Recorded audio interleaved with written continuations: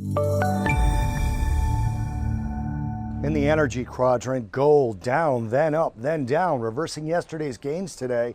Almost half of yesterday's gains by the close, finishing down a little bit less than 2.5%. We were down close to 4% on the lows, getting back below 44.50, but closing up above $45 a barrel.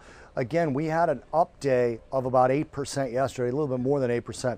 Prior, we had a down day of over 7%, and then today, the down day again of 2.5% makes it pretty much a wash. You look on a weekly chart, and we're essentially unchanged on the week, although we're approaching the lows of the week with today's trade. We've got one more day left on the crude oil trade before we close out this particular low volume holiday shortened week. Now, the Iran sanctions came in the news again as Turkey expects the exemptions from the Iranian sanctions from the U.S.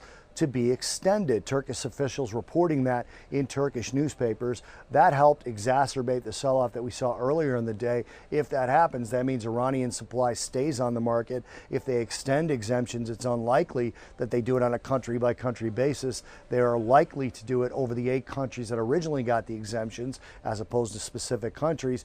Turkey making that comment to their own local newspapers, which are somewhat government controlled. So we don't know about the sort of reliability of that story, but it did help push crude oil prices lower.